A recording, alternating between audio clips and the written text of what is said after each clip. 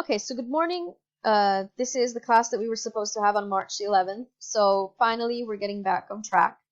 And I will start today's class with a quick review of what we did on Monday. Okay, so we started off with indirect speech acts. And we said that not always whatever we say is said in a direct way. We also use some hedging to say something. We looked at the reasons for that. A social dimension where indirect speech is used as a form of politeness. Like, would you mind opening the door instead of open the door? And we looked at this case where the higher the authority a person has, the more indirect speech can be used. Remember that we read this excerpt from your book about a dialogue between an employer and an employee, where the employee uses uses indirect speech acts to get what she wants. Secondly, a cultural dimension. You always have to remember that speech acts are culturally bound. Saying something like how fat you are can be a compliment in India, but definitely not in the Western world. It is not indicating health. Or we also looked at the communication patterns via phone, through the phone, and so how different cultures answer the phone in different ways. Then, limitation of the speech act theories. You always have to consider that language does not work in a void. Okay, it doesn't function in a void. So culture has to be taken into consideration in these cases. Then we moved down to conversational analysis. Okay, and specifically we looked at exchange structures by Sinclair and his 1975 studies. He analyzed the overall patterns that are used when people are talking. More specifically, we looked at the case of the initiation, response, and follow-up pattern with this classroom interaction. Initiation means the teacher asks something. Response, the student replies. And then F is the follow-up. Okay, so a comment by the teacher on what the student said. We looked at different types of move acts. Okay, initiation can be used in different ways to inform, direct, elicit, nominate, check, and so on. The same thing happens for response. There are different types of responses: reaction, reply. And then follow-ups can be either just a mere acceptance or evaluation of what the student said. So this is basically the scheme about how this type of ERF works. So there are several acts that build up to moves. Moves move into exchanges, transactions, and finally that builds up the whole lesson. However, we said that IRF has limitations. Language does not work in a void. Again, it cannot be applied to real-life circumstances. Imagine the craziness of an unruly class where people interact but overlapping each other or interrupting each other. So it's definitely not something as neat as the scheme that we saw above.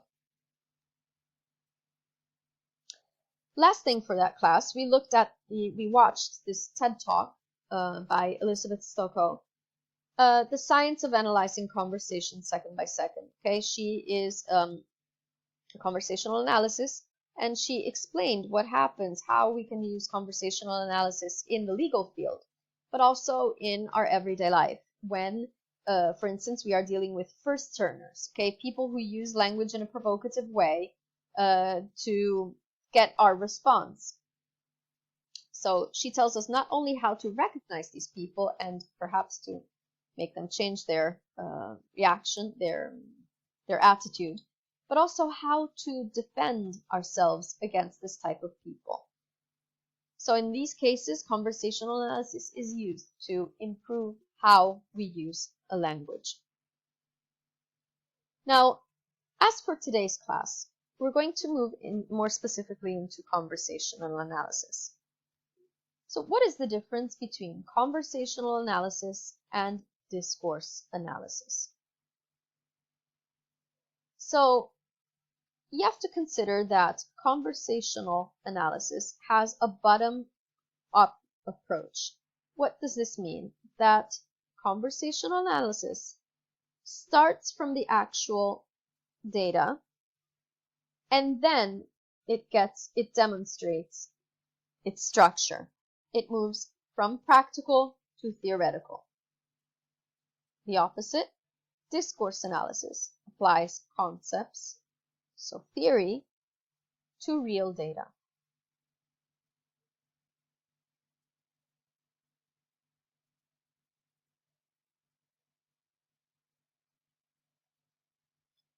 However, an important aspect of conversational analysis is to recognize that conversation has to deal with negotiation, with interaction. Otherwise, it cannot be defined as a conversation. Okay? When I'm saying something, I cannot foresee how my listener is going to react. Unfortunately, I cannot foresee the words that he's going to use to reply to what I've said. Okay? So that has to be always there when we're doing conversational analysis. Again, just like I said before, that type of IRF pattern is outdated because it is out of a context. It's not used in context. It cannot apply to the real world.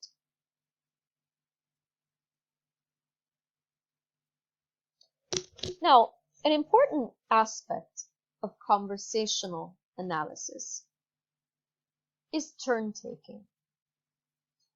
If you remember the TED Talk, there's a part where the scholar analyzes a phone call between a girlfriend and a boyfriend. And the girlfriend wants to know where the boyfriend was. And there was that long pause, okay? Just remember about that for what I'm going to say in a while. Conversational analysis also analyzes turn-taking, okay? The general rule, the perfect rule, is that one person should speak at a time. But that doesn't always happen. There are some cultural differences for pauses around the world. Latin Americans pause a fraction of a second before the next speaker starts talking. Okay. Just a fraction of a second.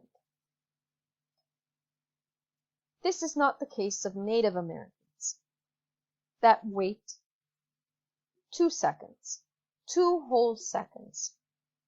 Can you imagine a Latin American and a Native American conversation? Well, there definitely could be some misunderstandings and people considering each other rude.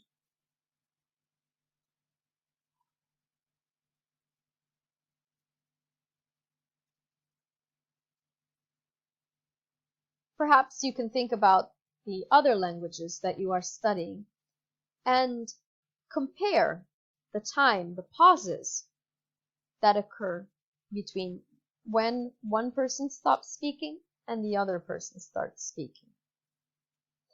Definitely, perhaps Italians are closer to Latin Americans for the duration of their pause than to Native Americans that waits 2 seconds.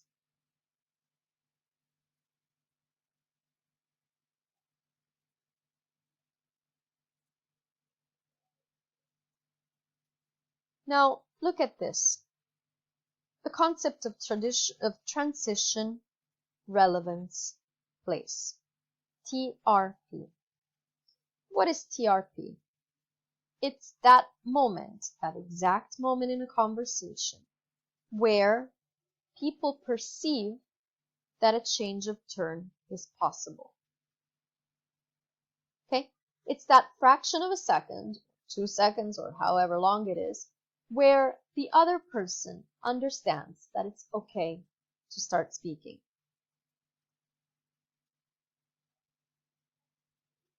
What happens if this transitional relevance place is not caught and people do not understand when it is okay to start talking? Either deliberately or not, meaning that they start talking intentionally or unintentionally.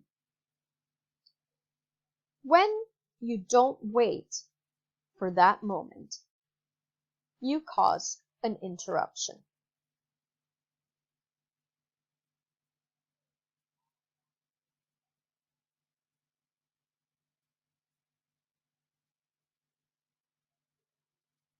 So how do you signal, how do you write down an interruption in conversational analysis? Well, you see those 2 little slashes there in this example. B says, yes, tell me what it is you want. But while B is still saying, tell me what it, A starts talking, again, 2 slashes, and says, may I first of all request the introduction, please? In this case, the person is interrupting another person.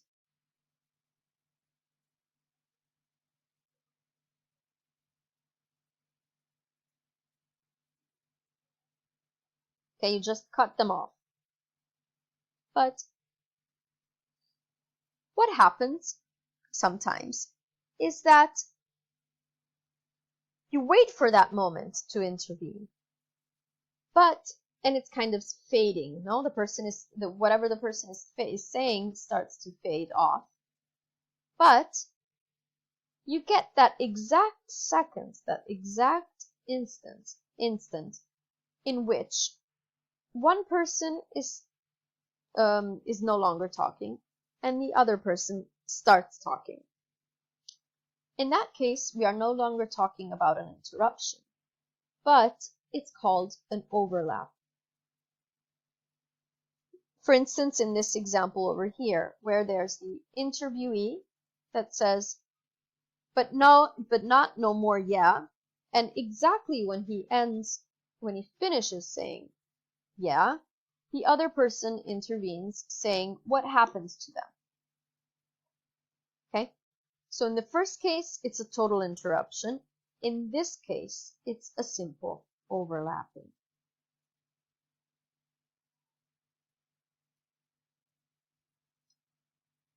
And finally, meaningful silence. It's a silence that has a meaning, as in this example. Did you have a good time last night? 1, 2, 3. Yeah. So he asked you out then? He did. That pause has a meaning. Okay, so sorry for the interruption. We were talking about meaningful silence, okay? Silence that has a meaning. Those 3 seconds where B pauses and says, yeah, have a meaning. They have a purpose, okay? Maybe she's creating suspense. Maybe she didn't want to talk about it. We do not know because we don't know the context. But we do know that that silence has a meaning. Okay? Now,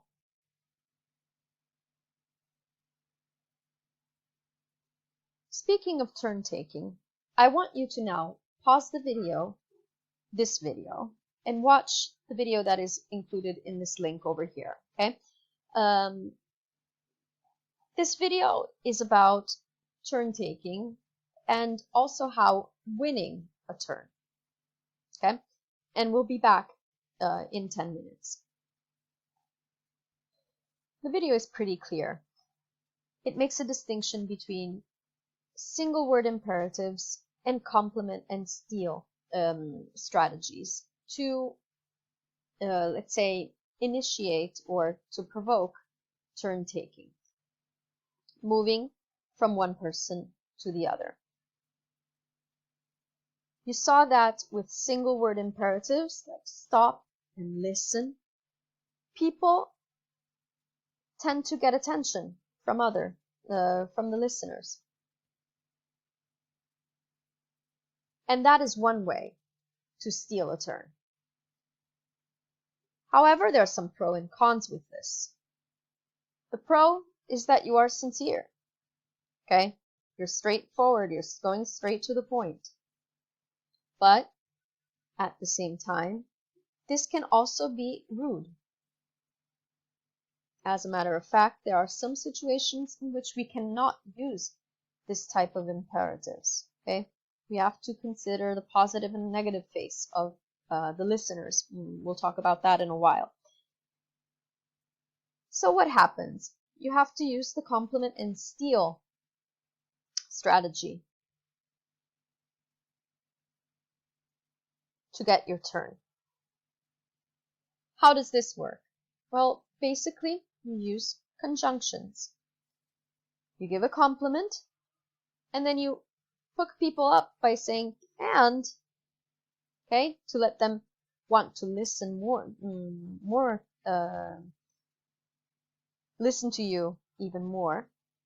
Or you have to be polite because you disagree with them and you want to add something that is different, and so you use the conjunction but. The pro of this this strategy is that it's kind of sneaky and misleading. Okay? You're being nice, but you actually don't want to. The pro is that you are definitely using politeness. You're definitely more polite than saying something like stop or just listen to me. And so everything depends on the social context in which you are. If you can use a single word imperative, or you have to use the complement and steal conjunction strategy.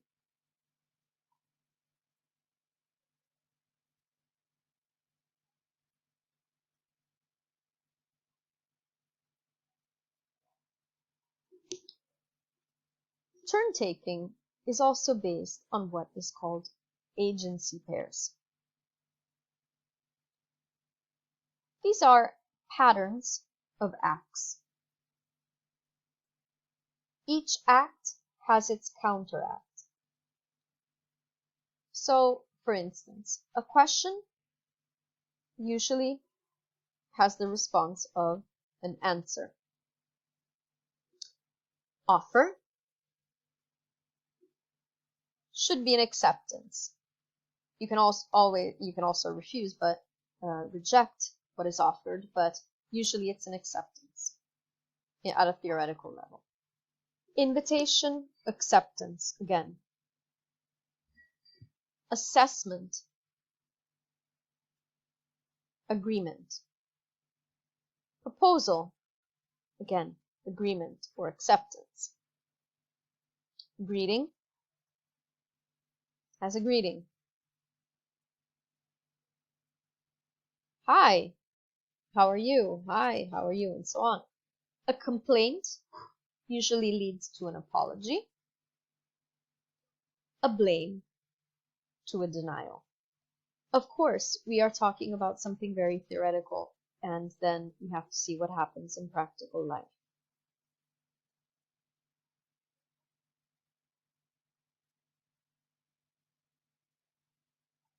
Conversational analysis is not only based on turn taking, it's also an analysis of sequences. Sequences are stretches of utterance, or basically turns, and there are several types of them. There are pre-sequences that are used to prepare the ground for something. Your book gives you the example of pre-invitations. Look at this. A says, you know that French film that's on in the Odeon? Yes. Do you want to go and see it tonight?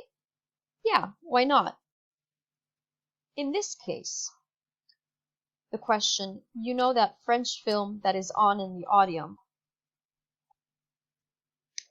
This question, you know that the French film that's on in the Odeon, is a pre-sequence because it is used to introduce the invitation. Do you want to go and see it tonight? Okay. So it sort of creates the ground for something that we want to ask. So this is a pre-sequence before, but there can also be some types of insertion sequences. There are some pairs that are embedded within agency pairs. What does this mean? In this case, okay, there was an offer preceded by this pre-sequence. In this other case, there's still the offer, there's still the request, the invitation, but the insertion sequence is put in between the first move and the reaction. You know that French film that's on in the Odeon? Yes. Do you want to go and see it tonight? And then B says, what time does it start? 8:35. Yeah, why not? In this case, B reacts to a question with another question. When he or she says, what time does it start? It's inserting something in between the agency pair, okay? The invitation and the response, the acceptance.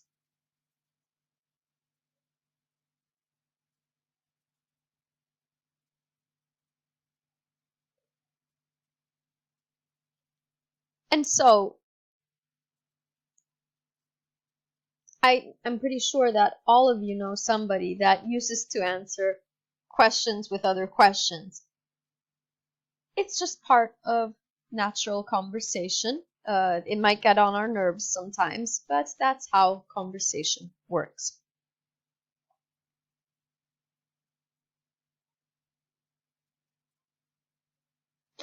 Another important aspect of conversational analysis is the analysis of opening and closing structures. Okay, the example from your book. Hi, Lee. Hi, Jane. Hi. How are you? Not bad. I'll be in a minute.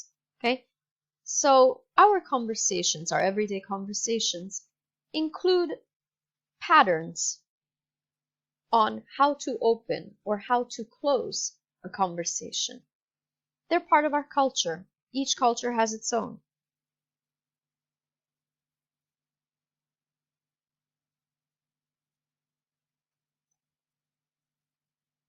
Another example from the British and the American culture is that these languages have pre-closing structures.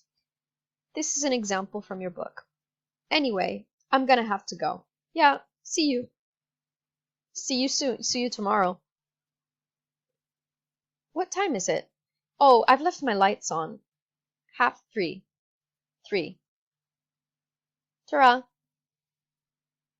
So there are several things that are said before ending a conversation, let's say.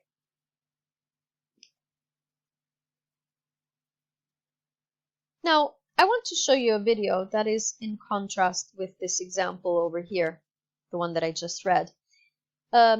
It might seem a little off topic. It actually isn't. And because this little conversation reminded me of something by the Jackals. When they had this video in which they asked, they had questions. It was actually a response to a BuzzFeed video where Americans had questions for Italians. And then the Jackals replied with domande che gli italiani hanno per gli americani. It's quite an old video, but it gets you into that idea of the cultural differences in conversation. Now, it's just something that we'll do for fun. There are only some aspects of these two videos that are related to conversational analysis. But I want you to now pause this video and watch domande che gli americani hanno per gli italiani that you can find at this link. It's a video about a couple of minutes, 4 minutes if I remember correctly. And then I want you to watch the second video by the Jackal with domande che gli italiani hanno per gli americani. And more specifically, I want you to focus on the phone call case that you're going to see. Okay, so now pause the video, go to your slides, click on the links, and we'll be back in about 10 minutes.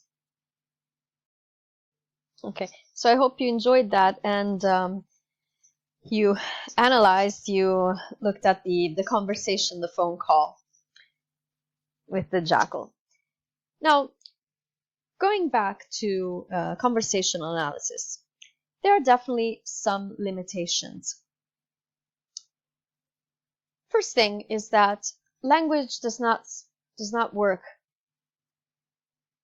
as a list of agency pairs, okay? Not always people react to offering them something with acceptance, or not everything works in this sort of binary way.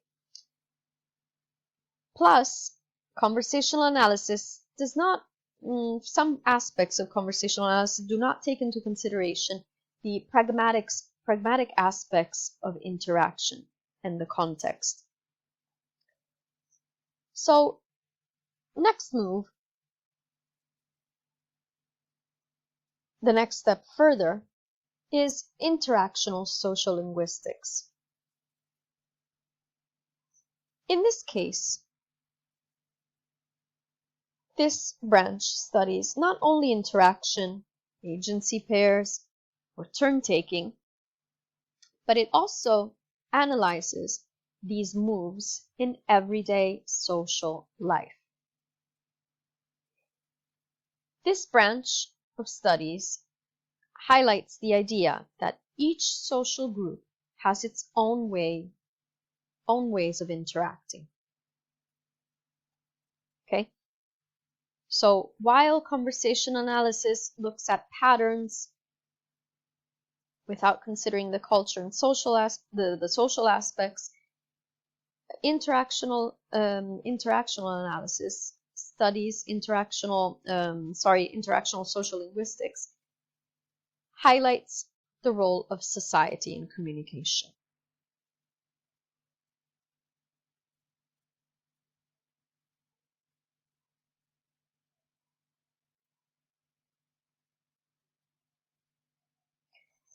More specifically, it gets into the cooperative principle. Cooperative principles are rules that have to be respected, principles, when there is a conversation.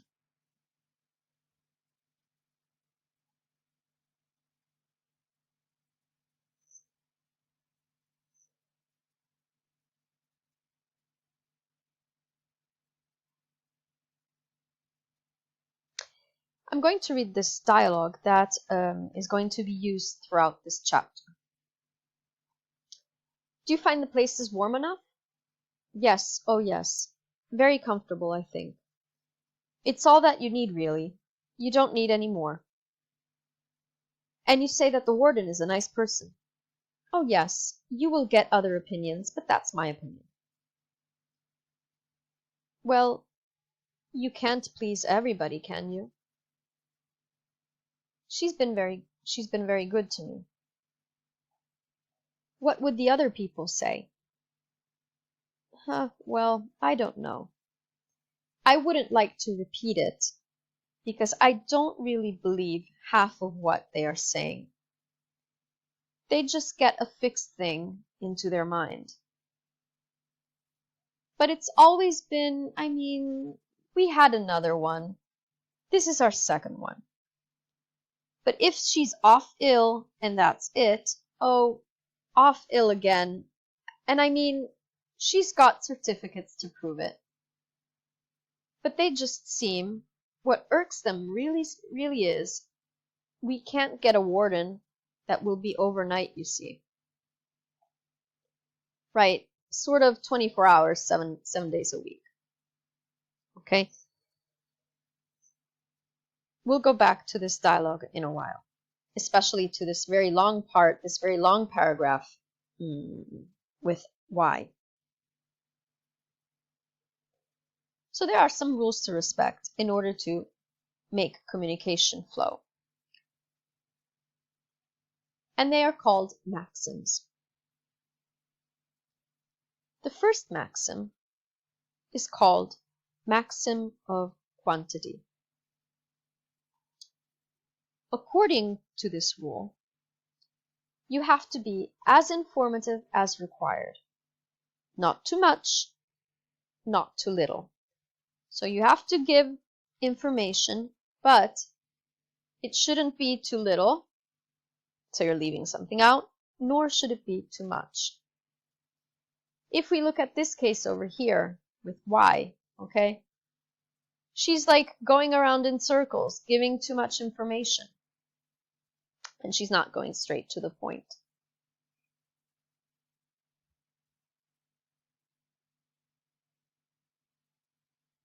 Not too much, not too little. The second maxim that has to be respected is the maxim of quality. You should always be sincere. Let me read this dialogue. I'll ring you tomorrow afternoon then. I shall be there as far as I know. In the meantime, have a good word with Mom and Dad if they're free. Right, bye-bye, and sweetheart, bye-bye. What is this person doing when he or she says, as far as I know? She is actually being sincere because she does not know whether she'll be there or not. By saying as far as I know, she's sincere and therefore respecting the maxim of quality.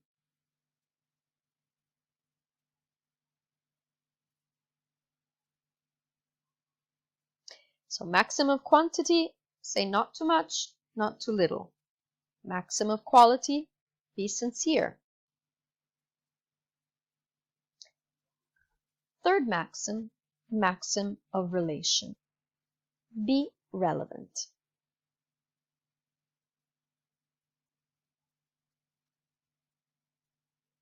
Look at this example, right out of context, okay? There's somebody at the door, I'm in the bath. This is a tricky one because it depends on context. If we just look at the words, we can say that this person is violating, is not respecting the maxim of relation, because A says there's somebody at the door, and the other person answers, I'm in the bath. But if we put that into context, it is relevant. because what that person is saying by saying I'm in the bath is I can't get up, I can't answer, I can't open the door. So if you look at it from that perspective, this person is being relevant, of course.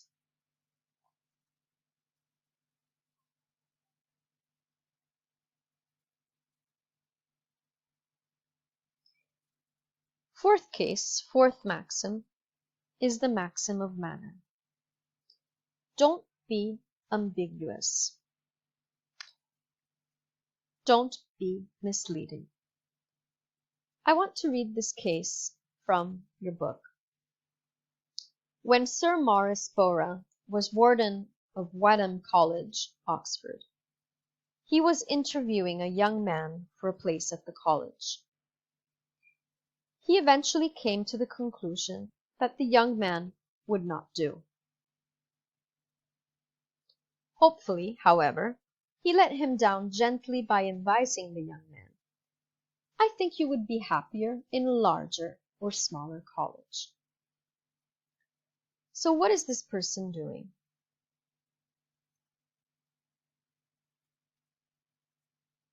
He is ambiguous because what he is saying, I think you would be happier in a larger or smaller college, is breaching the maxim of manner. He's indirectly telling this person to go somewhere else. Okay? He's rejecting his request. But purposely or not purposely rejecting or not respecting a maxim is something that we're going to deal with during our next class. They're called floating a maxim and violating a maxim. They are two different things depending on intentionality behind what a person is saying. But as for now, we'll stop here. So, going back to what we analyzed today, we looked at the difference between discourse analysis and conversational analysis. Discourse analysis applies concepts to real data. The opposite is with conversational analysis that starts from real data and then moves up to theories.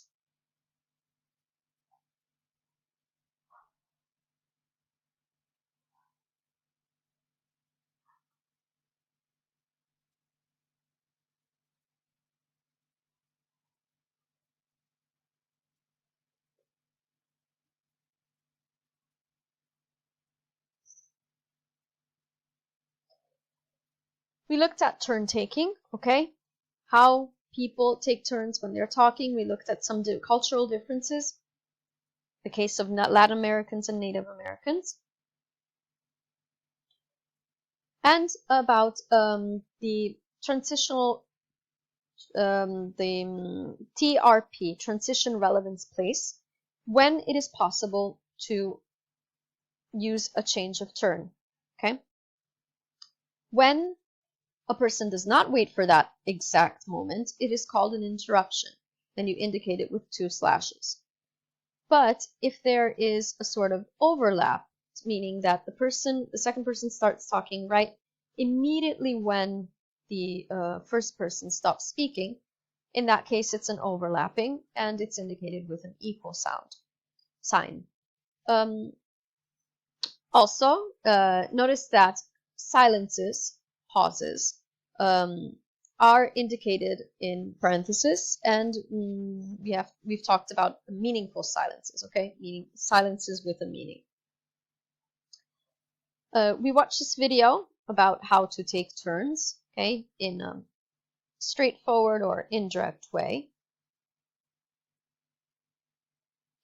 And we talked about agency pairs, patterns of acts, where there's an act and a reaction to it.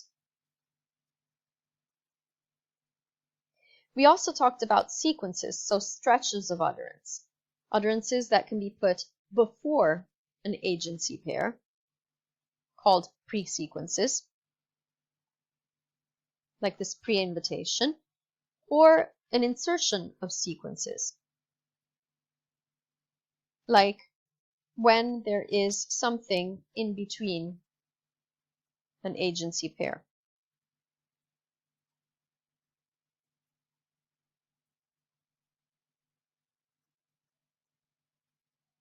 And we looked at some cultural differences about closing and opening structures in a conversation.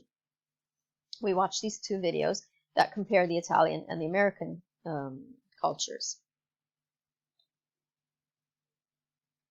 However, we said that conversational analysis is a little too theoretical in these cases, so there is interactional social linguistics that takes social classes into consideration, and it considers how social groups have their own ways of interacting. Then last thing we talked about was the maxims of conversation. Okay, the maximum of quantity, don't say too much nor too little. Maximum of quality, okay, you have to be sincere. Then maximum of relation is to be relevant. And finally, the maximum of manner is don't be ambiguous. Now, last thing for today, we're going to listen to a song. I'll read the lyrics and then you can watch the video from YouTube. And so one of the songs that you sent me is Photograph, Ed Sheeran. Loving can hurt. Loving can hurt sometimes. But it's the only thing that I know. When it gets hard, you know it can get hard sometimes. It's the only thing that makes us feel alive. We keep this love in a photograph. We make these memories for ourselves. Where your eyes are never closing, our hearts are never were never broken, and time's forever frozen still. So you can keep me inside the pocket of your ripped jeans, holding me close until our eyes meet. You won't ever be alone. Wait for me to come home. Loving can heal. Loving can mend our soul. And it's the only thing that I know. I swear it will get easier. Remember that with every piece of you. And it's the only thing to take us when we die. We keep this love in a photograph. We made these memories for ourselves, where our eyes are never closing, our hearts were never broken, and time's forever frozen still. So you can keep me inside the pocket of your ripped jeans, holding me close until our eyes meet. You won't ever be alone. And if you hurt me, that's okay, baby. There'll be worse things. Inside the pages, you just hold me. And I will never let you go. You can keep me inside the necklace you bought when you were 16, next to your heartbeat where I should be. Keep it deep within your soul. And if you hurt me, that's okay, baby. There'll be worse things. Inside the pages, you just hold me. And I won't ever let you go. I won't ever let you go, yes. When I'm away, I will remember how you kissed me under the lamppost back on 6th Street, hearing you whisper through the phone, wait for me to come home. Okay, so now you can watch this video on YouTube. Thank you very much for listening, and we will be back with our next class on Monday the 16th. If you have any questions, comments, just send me an email or write a message right in the comment box. Thank you very much.